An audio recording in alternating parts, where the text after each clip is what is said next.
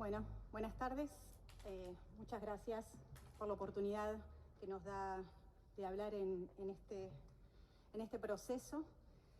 Yo, al igual que mis colegas de las organizaciones, quienes me precedieron en la palabra, voy a plantear el rechazo que tenemos como organización a este proyecto de interpretación, que en la práctica es un proyecto de modificación radical de la Ley de Presupuestos Mínimos de Protección Ambiental de Glaciares y Ambiente Periglacial. Y el rechazo no solamente tiene que ver con el contenido, sino también con el proceso que se está llevando adelante para aprobar una norma, una reforma tan radical y una norma que regula un recurso vital para gran parte del territorio. En primer lugar, porque el proceso es un proceso muy corto. En prácticamente 2 días quieren dictaminar la reforma de la Ley de Glaciares. La Ley de Glaciares llevó más de 1 año de debate público, parlamentario y político, y ahora en 2 días se quiere sacar su modificación prácticamente total. Y en el segundo punto, con respecto al proceso, tiene que ver con algo previo al rol del Congreso, que es quién diseñó este proyecto de ley.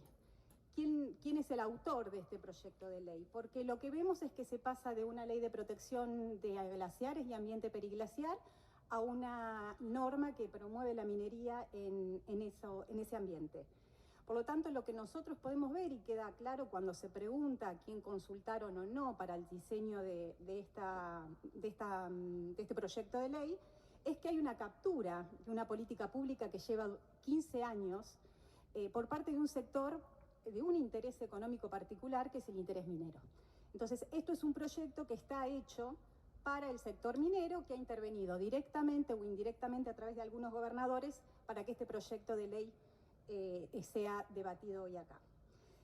Y la urgencia, no entendemos cuál es la urgencia de tratar este proyecto de ley en 2 días, en sesiones extraordinarias, insisto. Se está regulando un recurso vital para gran parte del territorio argentino. Con respecto al contenido, en primer lugar, como ya se planteó, esto no es un proyecto interpretativo, es un proyecto que cambia radicalmente el objeto de la ley. Estamos cambiando una ley de protección ambiental por una ley de promoción minera en determinadas zonas que hasta ahora estaban prohibidas. Y además tampoco es un proyecto de presupuestos mínimos, porque, como se dijo también, no solamente se están alterando las competencias de los actores, tal cual las establece la Constitución Nacional, sino también se está alterando la idea de uniformidad en todo el territorio que plantea una ley de presupuestos mínimos. Lo que se está haciendo es fragmentando la regulación en materia de glaciares y de gestión del agua, que es en última instancia lo que se está regulando, y se está volviendo a instancias previas de la reforma constitucional del 94. O sea, hay una fragmentación, lo que plantean es fragmentar una ley nacional. En segundo lugar, también ya se mencionó, es recordar cuál es la lógica, una de las lógicas sobre las que se sustenta las leyes de presupuestos mínimos, y es que el ambiente, los recursos naturales, no respetan necesariamente las jurisdicciones provinciales, no tienen límites políticos. Por lo tanto, en el caso de los glaciares, que son reguladores del recurso hídrico, lo que comprometen es la gestión del caudal de las cuencas de aguas que atraviesan más de una provincia. No son las provincias que detentan o que tienen el dominio originario sobre los glaciares los que pueden decidir sobre una cuenca, o por lo menos no son los únicos. Por lo tanto, acá radica la importancia que tiene el Congreso de la Nación en dictar estas normas, las normas de presupuestos mínimos, tal como se lo asigna el artículo 41 de la Constitución. Y en eso estuvo la inteligencia del constituyente en el 94, pero también de los legisladores que en 2010 aprobaron esta norma. Y quizás parezca una obviedad, pero hay que recordar, porque se han escuchado declaraciones de gobernadores e incluso de algunos senadores, que en el Congreso de la Nación están representados los ciudadanos de todo el país y están representadas las provincias. Es el Congreso de la Nación el que sanciona estas leyes de presupuestos mínimos. Por lo tanto, los representantes de las provincias, tanto de los ciudadanos, tanto en la Cámara de Diputados como las provincias en el Senado, están representados en las normas de presupuestos mínimos que dicta la Nación, en este caso el Congreso de la Nación. Porque muchas veces se piensa que por una norma que la dicta el Congreso de la Nación, la dicta un poder unitario, ¿no? Como si no hubiera representación federal, o como si en el Congreso estuvieran representados únicamente los porteños. En tercer lugar, insistimos, la competencia para regular en materia ambiental a nivel nacional es del Congreso de la Nación. Las provincias, como quedó claro en las otras exposiciones, pueden complementar esta normativa. E incluso dieron varios ejemplos aquí sobre cómo las provincias podrían avanzar en esa complementación para generar la certidumbre que están reclamando. Otra cuestión es no confundir el dominio con la competencia. Tener la competencia, tener el dominio originario de los recursos naturales no necesariamente otorga la competencia de regular en materia ambiental a nivel federal. La competencia de regular en esta materia, insisto, la tiene el Congreso de la Nación. Por otro lado, y con respecto a estas competencias que se están asignando las provincias para sí mismas, es paradójico en algún punto, y coincido con Hernán Casañas, que me precedió, y que muchas veces es políticamente correcto decir que todas las provincias tienen las capacidades para hacer el inventario de glaciares o para atribuirse estas nuevas competencias que se están atribuyendo. Y nosotros, como organizaciones de la sociedad civil, puedo decir que prácticamente todas trabajamos en todas las provincias. Colaboramos con gobiernos provinciales en reforzar su institucionalidad ambiental. Y muchas provincias no tienen esa competencia. Hay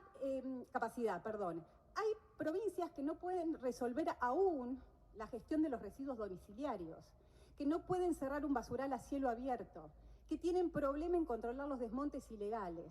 Por lo tanto, déjennos dudar si tienen capacidad hoy de hacer un estudio científico, bajo metodología científica y con revisión de pares, como es lo que hace el IANICLA. Por otro lado, además de las competencias que se asignan una gestión bajo un grupo de términos un tanto vagos, ¿no? Declarar cuáles son los que tienen relevancia hídrica, todos conceptos que dan una discrecionalidad que permítanos dudar del fin. Y hay también, además, otra cosa que tiene que ver con los recursos, y que son recursos públicos, que la lógica de la asignación de recursos del Estado para realizar el inventario de glaciares en la ley vigente era una asignación de recursos que son para el bien común, hacer un inventario de glaciares para la protección ambiental de un recurso vital. Ahora la lógica de gastar fondos públicos sería la inversa, sería hacer estudios de glaciares, su relevancia hídrica para garantizar la operación de las mineras. Por lo tanto, lo que hay es un traspaso de fondos públicos a una actividad privada. Y acá la cuestión de la discrecionalidad no solamente se relaciona con la competencia, ¿sí? O con la capacidad que tienen las provincias de realizar o no un inventario. Hay que sumarle a la cuestión de la capacidad la independencia, que eso es lo que viene garantizando el IANICLA. No estamos seguros, digamos, y básicamente porque en general todos los que vivimos todo el proceso de la ley de glaciares desde el 2009, 2010, sabemos que en muchos casos los especialistas son empleados de mineras. Entonces, por lo tanto, ¿qué independencia se puede garantizar más allá de las capacidades? Eso es otro punto para tener en consideración.